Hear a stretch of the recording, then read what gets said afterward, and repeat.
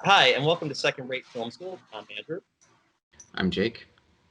And I'm Jacob. and we've been doing this for one full year now.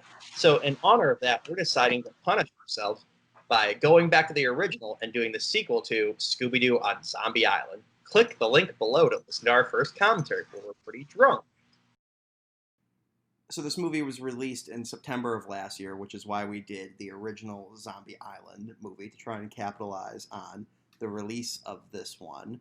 And now this is why we're doing this one, because it's been 1 year. And I regret doing that because this is easily the worst Scooby-Doo product I've seen in my entire life. And I've seen a lot of Scooby-Doo, so that's saying something. I don't think I would go that far, but it was up there. Ooh, bro. I don't know. It's not like, I didn't like it, but it's not like fascinating kind of bad. It's just like really bland and by the numbers. Well, was that's what I boring. mean. That's what I mean. Like, at least, like, to me, the worst, the other stuff that's technically speaking worse than this, like, the 80s stuff, like, Meets the Boo Brothers and Reluctant Werewolf. Technically speaking, those are worse movies, but they're fun bad. This was just boring, and, like, it really gave us nothing to do. That's part of the reason why we're just doing a discussion, because we weren't sure if we could do a full, like, 75-minute long commentary, riffing off of it. Like, it didn't really give us that much to joke about. It would have just been us banging our heads against a wall for 75 minutes, which sounds short as a runtime, but for bodily injury can be quite a bit of time. Exactly. Yeah, the last movie I was just bored during was Primer. That was about the same length.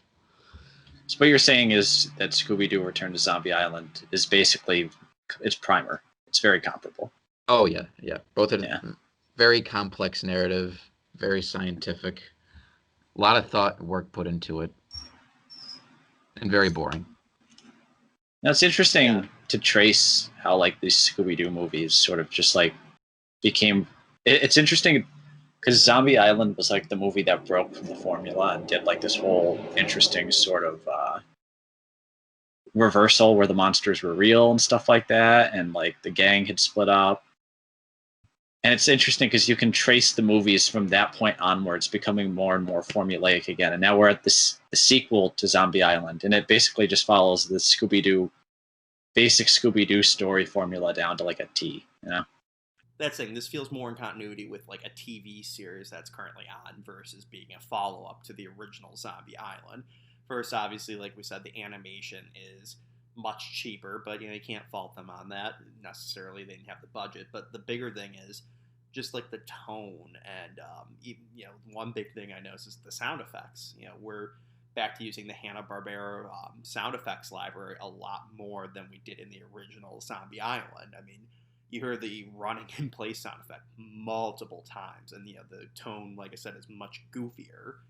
Now, this is in continuity with the previous year's 2018's Curse of the 13 Ghosts, which was created as a conclusion to the 13 Ghosts of Scooby-Doo series, which ended on a cliffhanger, essentially. It didn't get a second season.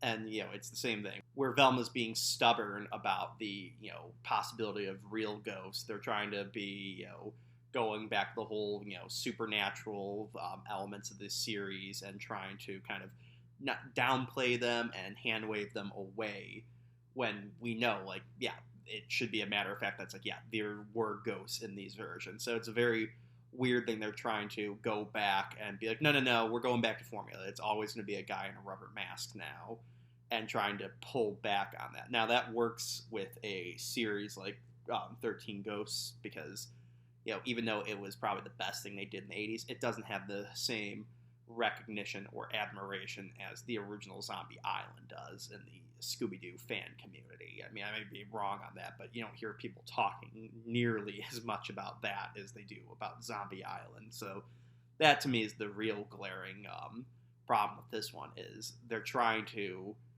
hand wave away something that was possibly the greatest thing they've done with the original series. Yes, I agree. We will not rest until Jake says something. Well, we watched this last week, but I don't. That's it. I didn't even think of it as like a sequel to Zombie Island because it's just like it's like a very by the numbers sort of Scooby-Doo plot. There's not even that much of a connection. Well, yeah, it's not even like a well done by the numbers Scooby-Doo plot because even those can be fun in their own right. But it was very disjointed in terms of how it was. It was in terms of just the structure of it. I think was pretty jarring. I don't know how you guys felt about that. No, But it was weird because I mean, I guess you'd have to get into like the specifics of the plot to like really explain it. I Which we assume can. I assume none of our one viewers will be angry about having this movie spoiled. Yeah. It's like a weird where like it starts off doing one thing where it's like they sign into the hotel that's like inside the old mansion and then suddenly switches gears halfway through and kind of turns into a different story. The transition doesn't make a ton of sense, and neither stories are particularly interesting in their own right. Well, that's the thing that there particularly isn't an actual mystery to this movie. Like Jacob was saying, the premise is they've retired from mystery solving at the beginning of the movie, and then Elvira, the celebrity cameo, announces Shaggy has won a trip to Moonstar Island instead of Moonscar Island, and as Jacob also said, this was like the It miniseries where they're just like very like have very like vague memories of what happened to them, and like they're like they're looking at a building that's identical to where they saw zombies and cat people, and they're like, this kind of seems familiar, but not really. And then it's revealed, oh well, everyone on the island was trying to trick them into making a movie. See, that would have been funny if it was like more of a joke. But it's just kind of like a weirdly incidental thing. Yeah, well, what I'm curious about is when did they catch us up on Zombie Island? Because there's like a whole device in the movie where no one could remember about the incident at Zombie Island. Was it in the beginning or was it later on when they got their memories back or something? And because that was kind of weird. Hold on. Just to be clear, there's not like an actual plot line in this where they like forgot and like That's true. they have to remember. It's just like incidental that like none of them really remember what happened.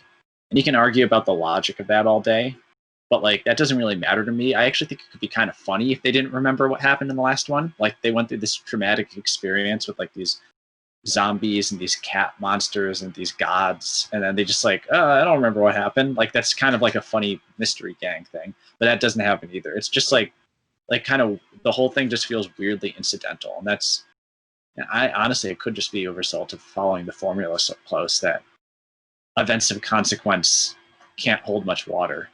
Well, that's the thing. It's like that would be hilarious. Like Shaggy and Scooby were the only people who remembered, and they were like bashing their heads against the wall. Like, you don't remember this? This is clearly the same place we were. Yeah, or like the joke is that they treat it like any other mystery or something like that, where like they were just like, oh yeah, we fought the swamp monster, we fought like the evil clown.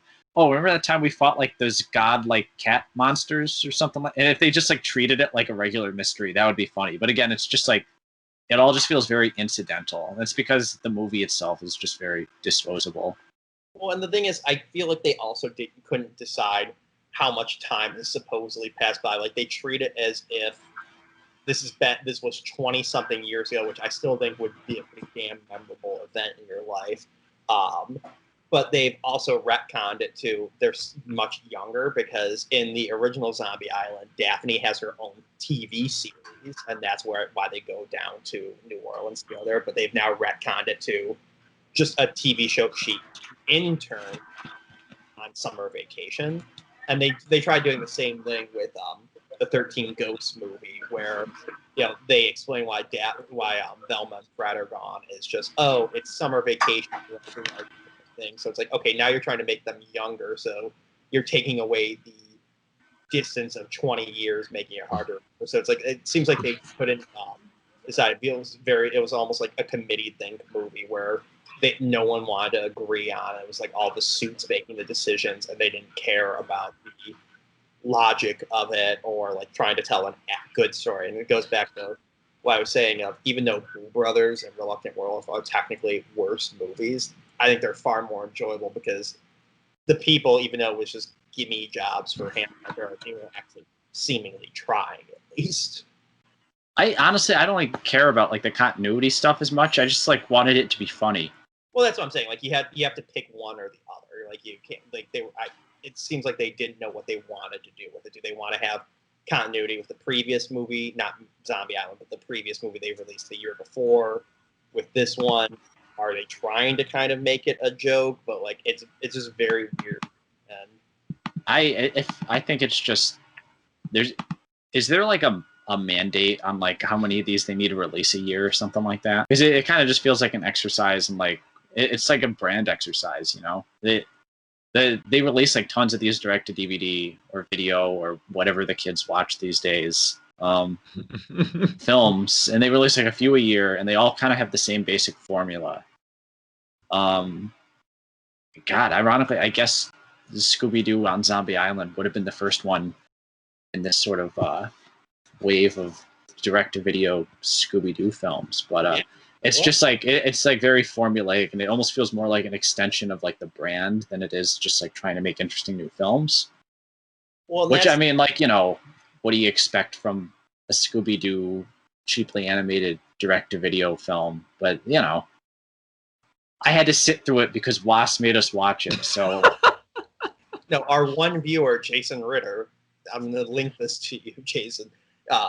You requested this, and it's our 1 year anniversary, so we had to do it. It just made sense. We got the free Boomerang subscription trial, so there was no excuse not to do it. It wasn't worth it. Even the free, 30-day subscription was not worth it.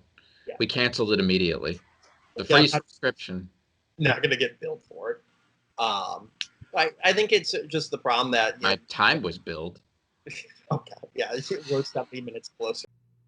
I agree with Jacob because this is really what happens when you have a release schedule that you are just by the gun. Like you need to get as many of these out as humanly possible. You have a schedule that's more dictated by just like we got to make money. It's a corporate thing. Then okay, let's try and make a good product. Now you look at the release schedules. That it's nothing new with Scooby-Doo. That in the 70s you had a crap ton of TV series, and in the 80s you had a lot, and then from November 87 to September 88 you had Hanna-Barbera did the Superstars 10 where they did 10 Hanna-Barbera characters movies, and Scooby-Doo got 3. You had Meet the Boo Brothers, the Ghoul School, and Reluctant Werewolf, and they were just churning these things out.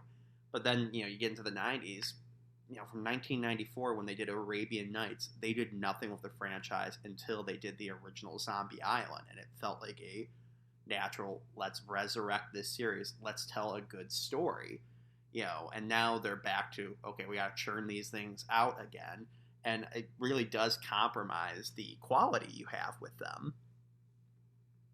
It almost feels like it's the same thing that Fox has with the Fantastic Four, where they got to do a couple movies or a movie every few years to make sure they don't lose the license. It's almost like Warner Brothers has to do 50 Scooby-Doo movies a year now, otherwise they lose the license. Well, no, it's just like it's like a brand extension thing is what it feels like. And there's 100 of these direct-to-video films. I think you just go into this one, you almost expect it to be have a little bit more going on because the original film did. Yeah. But it's pretty much the equivalent of just another disposable Scooby-Doo direct-to-video film. So I guess check your expectations when you go and not watch this film, unlike us. Yeah, that's why we're not doing a commentary track for this. We could not sit through this god-awful fucking movie again, and we do not want to subject you to have to sit through it as well. I think another problem... No, I'm trying to make Jake talk here. Hey, Jake, talk about the music. I mean, what music?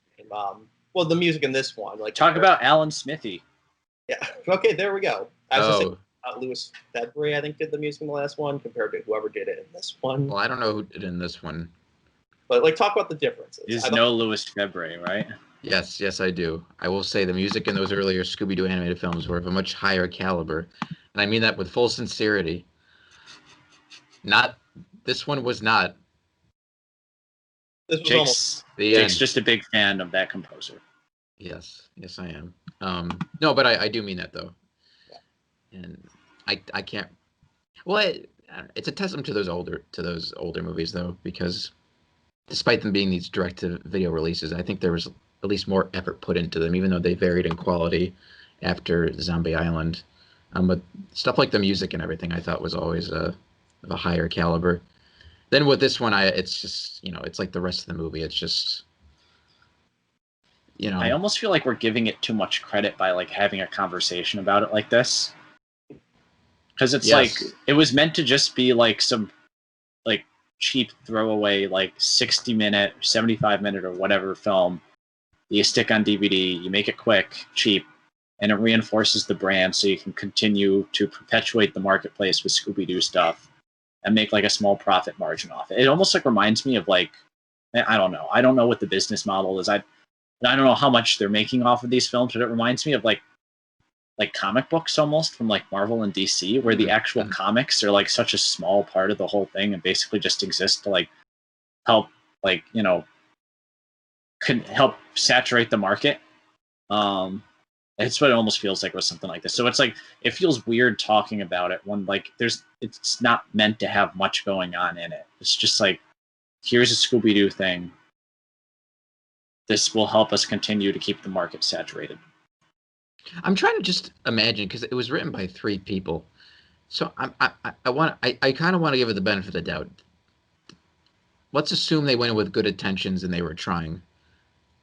I mean, maybe this is where we're different, because I'm going in and I'm like, they were probably just like, okay, we have a quota of movies we got to make, and they all kind of have to do the same thing because they can't stray from the formula because we're trying to market a brand here and merchandise and whatnot. And then they pick.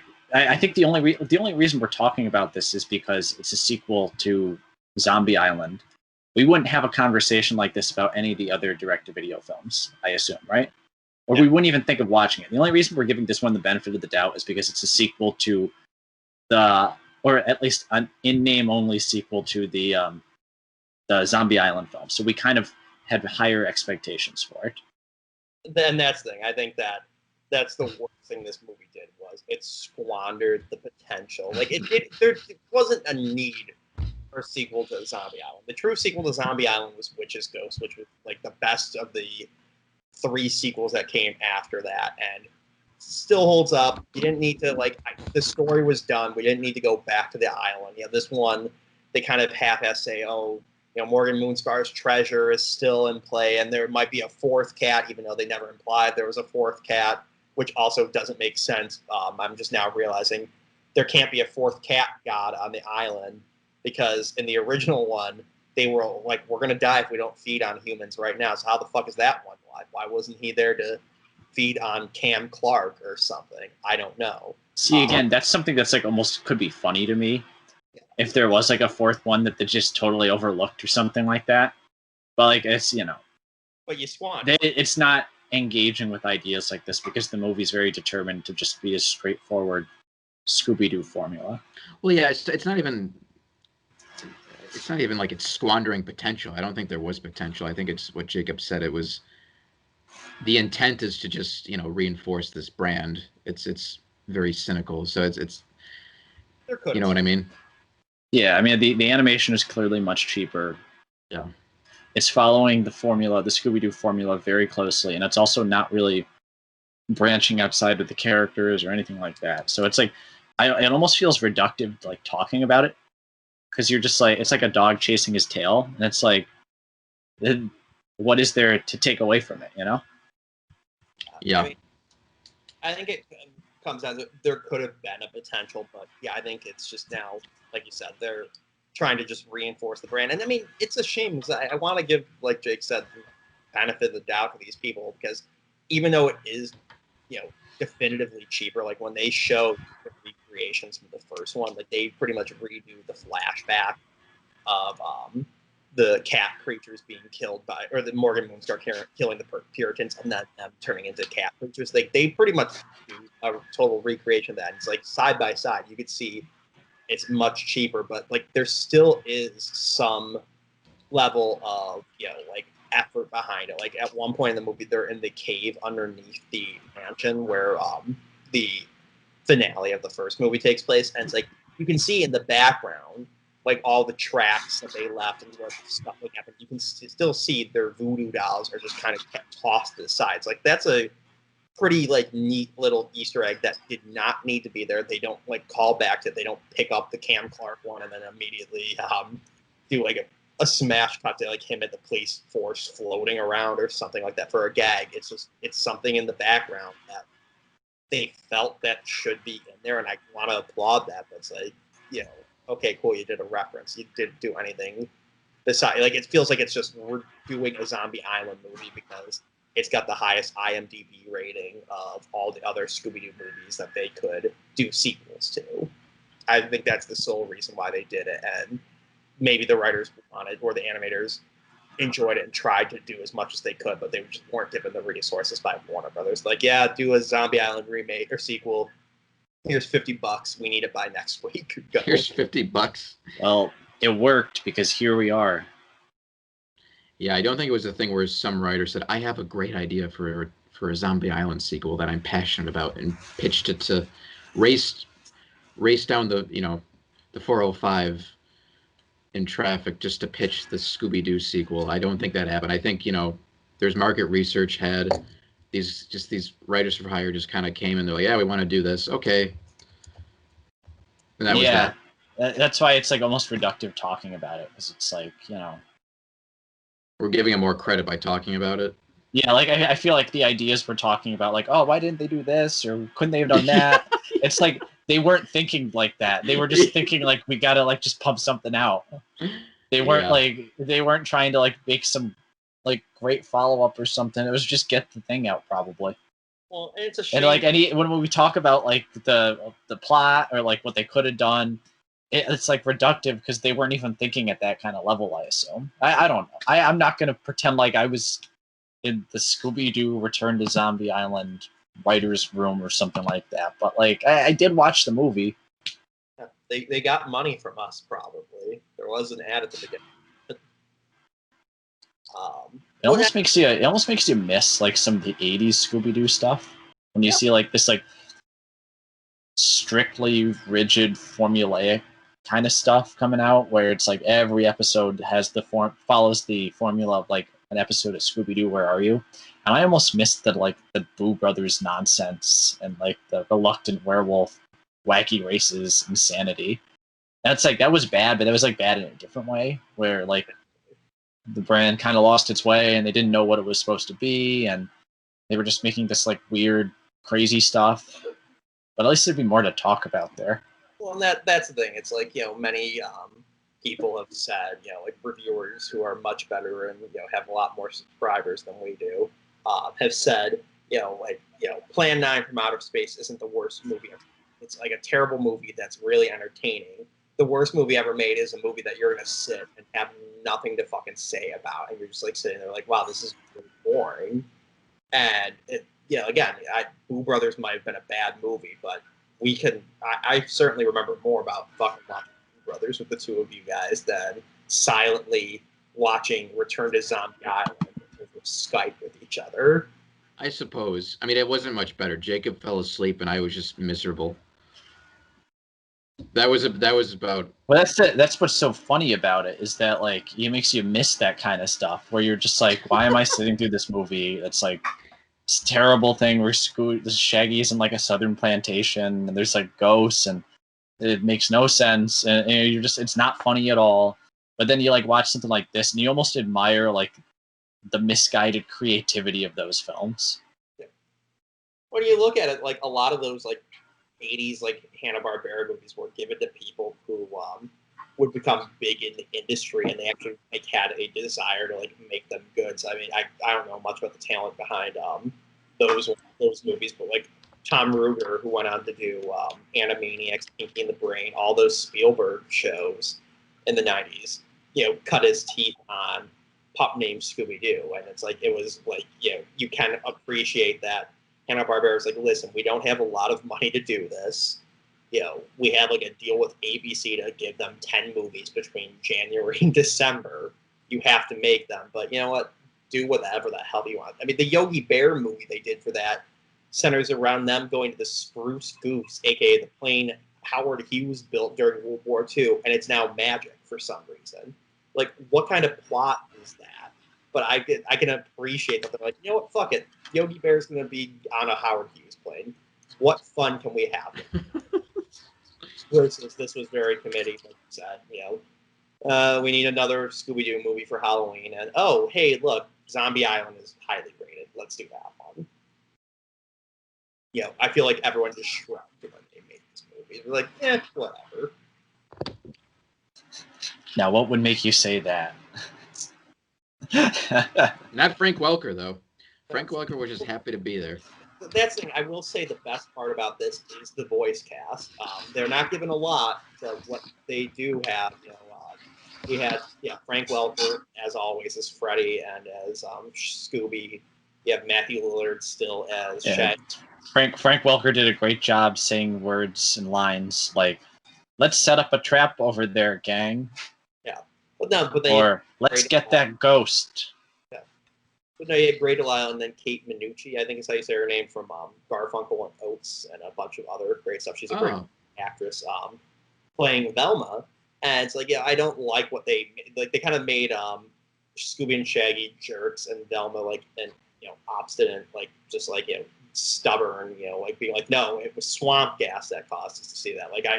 They kind of made a lot of them unlikable, but they're still very funny people, so they're still getting we would chuckle every now and then. I think that was the one part that kind of woke me out of my trance while I was watching this was the stuff with Velma where she was in denial about it all. I thought that was kind of funny. Kind of didn't go anywhere, I guess. Yeah, because wasn't it at the end she's just still denying it, and they're just like, let her live in denial. Yeah, and it's they did that in the last movie as well, where she again tries to claim that 13 ghosts weren't real. And that's just it's I'm wondering next year when they do Scooby-Doo Return to Witch's Ghost, and they have to go find fucking Tim Curry's unmarked grave or some shit. She'll do it again, and we'll eventually build to something in this continuity of movies, or is that they're now about Velma? Because as we've seen in recent years, Fred, they've realized, didn't have much of a personality, so they're he's obsessed with the mystery machine and is obsessed with traps to a borderline sexual orientation to the car and to the traps, and that's actually probably the funniest stuff they've done with him. So I wonder if this is now they're trying to be she's just so analytical and so stuff has to be logical that she's going to be ignoring just blatant fact to try and work around it, and they're desperately trying to make it work, and it's not working nearly as well. Jake, do you have an opinion on that? No. No. I always thought Fred's personality, his lack of personality, should be his character. He's just a vacuum.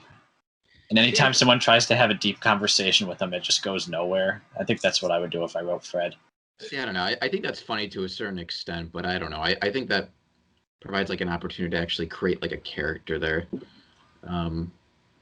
It's fine sometimes, but if that's the thing all the time, I think you're kind of might be losing out.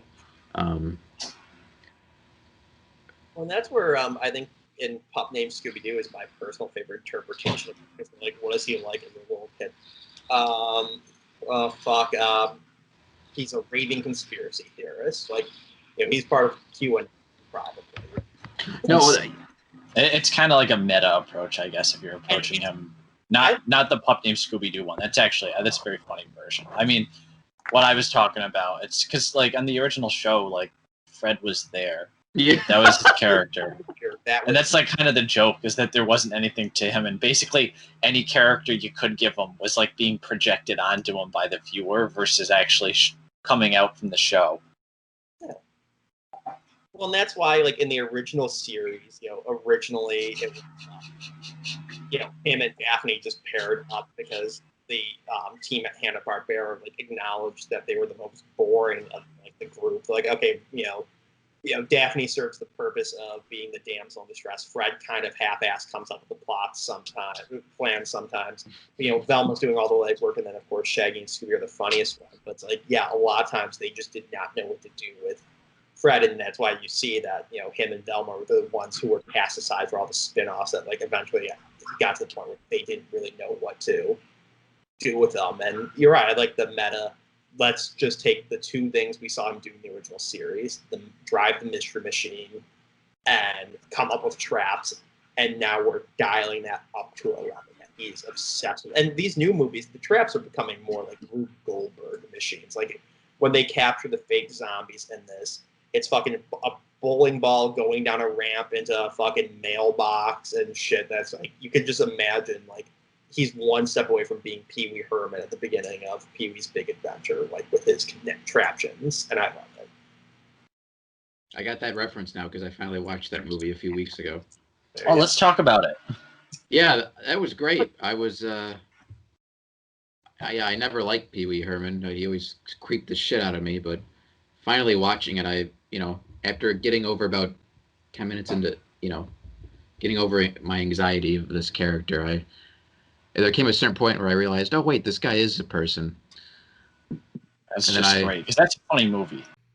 It's funny because right before quarantine really kicked off and the three of us scampered to different parts of the country, one of the last things we did was watch Flight of the Navigator on Disney Plus, and in that movie, Paul Rubens plays the voice of the spaceship, and the entire time we're watching it, I'm wondering when Jake will notice this.